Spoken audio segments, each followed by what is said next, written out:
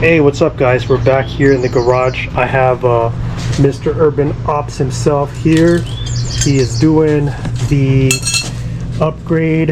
Actually, last weekend is when he actually did the upgrade of the power steering pump from Trailgear. It's all hooked up now, good to go. So actually he had to go around here. The power steering pump was around this area before. Not the power steering pump, but the reservoir. The power steering pump is right there, as you can see. It's brand new, and so he had to work it around this way and bolt it there. So I had to get a little bit creative there, but we found a sweet spot for it to go to right there. That is the new reservoir. But today he is continuing with the project that he started with, which is the hydro assist, and all of this is just lining it up today. We're going to line it up so that the tie rod is as even as possible with the axle. It's a little bit of funkiness when you're trying to steer, but not that bad. But he's going to go ahead and fix it, make sure that it's going to be straight. And then later on, I'm gonna get in the mix and we're gonna work on trussing the rear axle. So we're gonna put a truss there. So we're gonna have to cut off a lot of those wires and mounts and the brackets. Yeah, essentially just the brackets, not the wires themselves. But that's what we're gonna do, and we're gonna put a Trailgear truss in there. I don't think I've seen a video. I've seen some videos of guys doing it with the old Toyotas, but not as far as a 3rd gen 4Runner itself. So we'll see. Maybe this will be the first one that will be out there in the net, but I could be wrong. I haven't seen any, at least for a 3rd gen 4Runner, right? So also an update, I know I worked on this last time but it looks like we're gonna cut this off because I'm gonna have to relocate that tire mount a little bit more centered so the hatch can actually open. The problem is I got new chonkers. They're 40-inch tires now instead of the 37s. So the 37s are there, which are up for sale, but as you see right here, I'm rocking the 40s. So with that said, we need to make room. Definitely need to make room. So that's why I'm working on that. So yeah, 3 things, right? Got the bracket fix for the hydro assist, and then the truss, and then finally the tire mount for the rear bumper swing out. We're gonna get started with that here. I'll let Ricardo do his magic. Alright, look at that handy dandy work by Mr. Urban Ops. So what he ended up doing is, this used to be on this side, so he ended up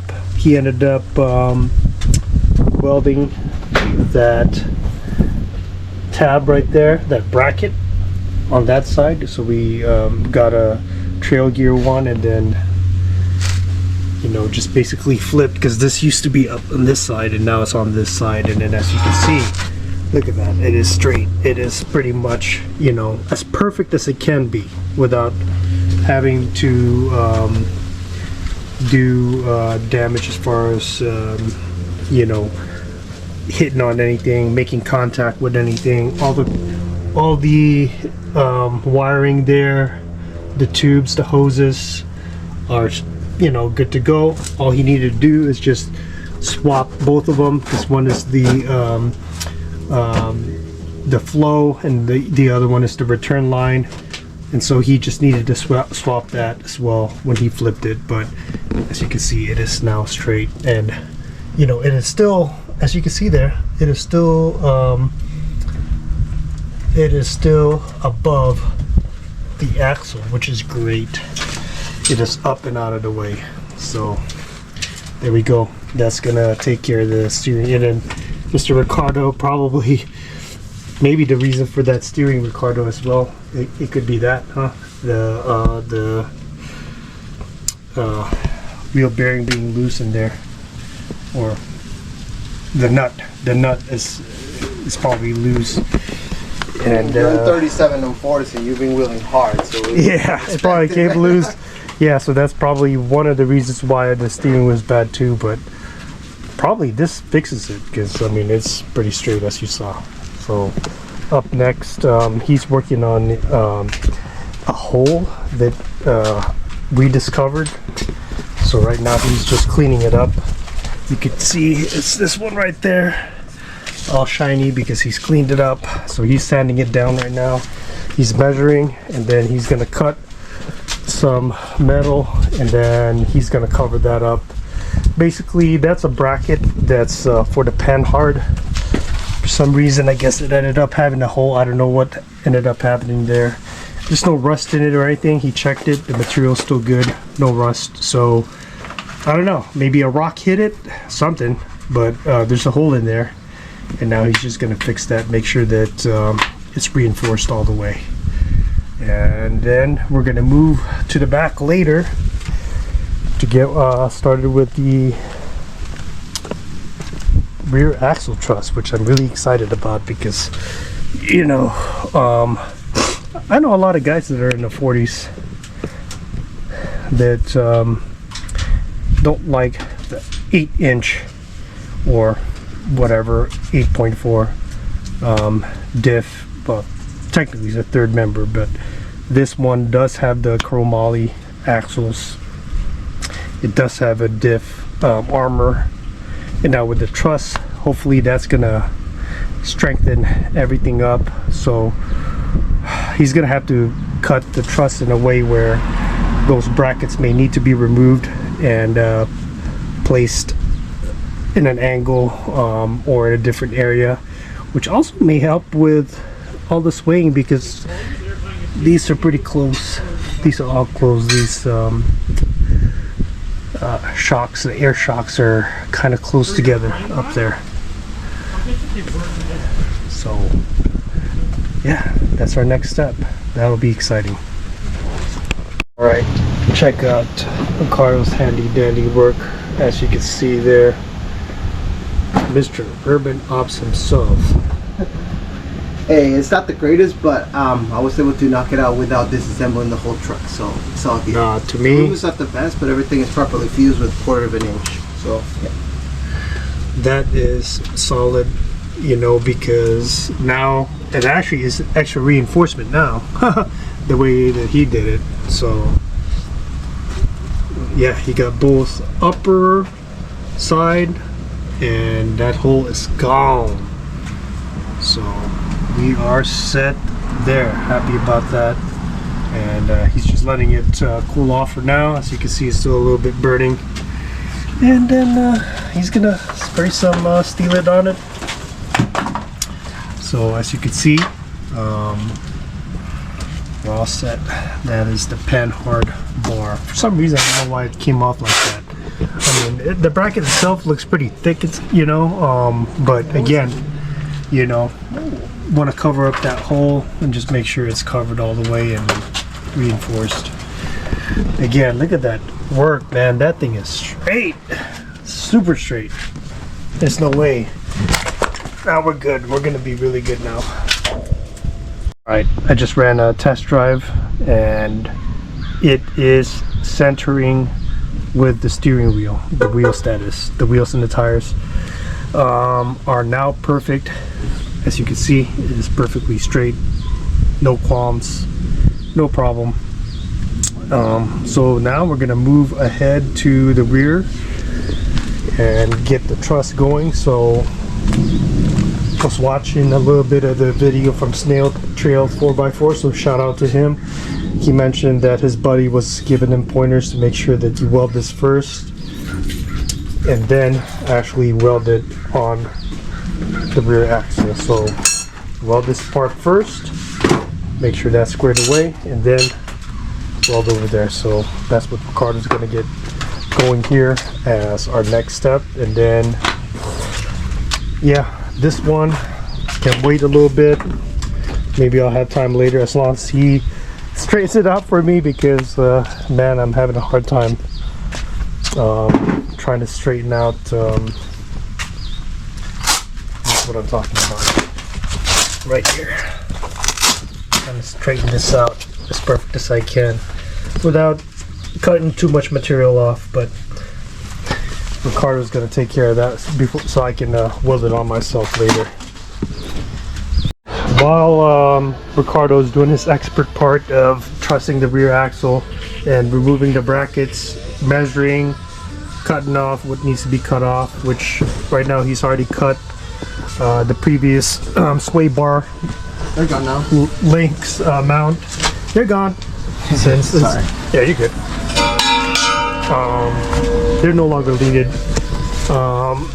They were never needed to begin with, since this is leaf spring now. Leaf sprung.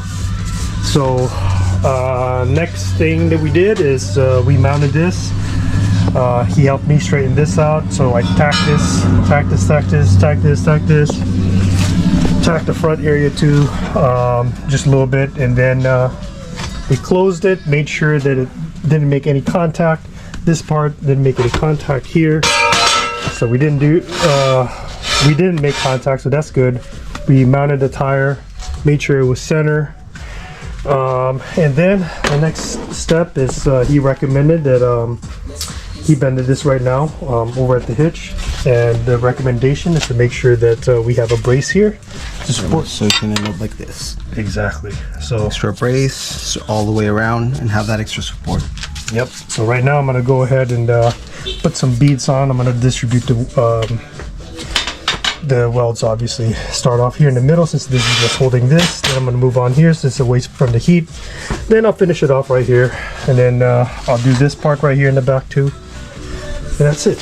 That's how we're gonna do it. And then the brace later. The brace.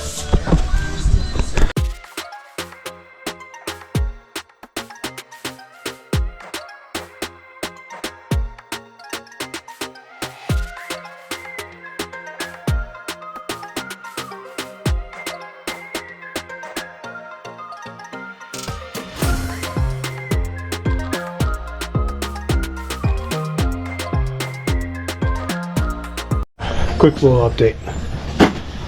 So Ricardo has pretty much measured everything here. He's just fine-tuning some things, but it looks like it's gonna work. He had to remove some of the brackets down here, and then on the top as well, and he's relocated it. As you can kind of see, it's a little dark, but you can see where he relocated that, and that is what he's working on right now. That's the actual brake line itself that had to be taken off, and he's gonna put that on. He's gonna tack that on to the truss later. But that is part of the process. You have to remove the bracket, so it can work for a 3rd gen 4Runner. What's meant for a 1st gen Tacoma, because it is the same diff. It's an E-lock diff. It works on it the same, but except this just a little bit more work because of the fact that this is a 4Runner one, which is a little bit different. So yeah, he's working on it right now. He did a test fitting, and it looks like he's gonna take that off, and he's gonna start doing the welding. So yeah, and obviously I forgot to mention the ends there. He had to cut off some parts. He had to measure it earlier. Used the angle grinder to cut it. And so far we're looking good. We're looking good. And then a little bit of update. Yep, we've tacked everything on as you saw earlier, and it's pretty solid to me, huh? Pretty good looking. It's centered where it needs to be, and it's strong. Again, I'm gonna add this later on. There's a little bracket here, actually this side. It's gonna be a little bit of a support or a gusset that I'm gonna put in the back of the bumper there. But man, we're getting there. And check this out. You see this portion here? Okay. Since this one has an e-locker, you need to have enough room. So pretty much in here is You circle. have to notch it. Okay. I have to notch it, and this one needs to be bowed up a little bit. Okay, just to be clear, is this the one in the back or the front? This is where the pretty much it goes like Okay, this. yeah, that's right, because that's the front. That's the e-lock area. Correct. The e-locker goes through Yep. here. So yeah. There you go. So now you know, guys. Giving you some tips here. Everything else you need to know how to do that. I mean, it's easy. You just, well, not easy, but you know, you got to put in some work. Like this guy, he's been cutting off all those brackets, and then he will relocate them. And I'll tack them on later. But you'll see the final product here in a little bit. All right, guys. Final update.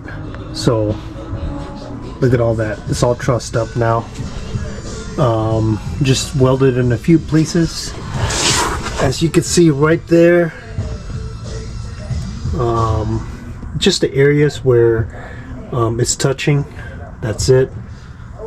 And then obviously around the actual ring and pinion on the diff.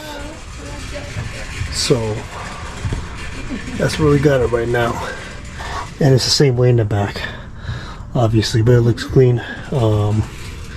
It's dripping right now, obviously, because we, you know, overfilled it with diff oil as we change the diff fluid. So that's where we're at. We're good to go. Other than that, we're good to go.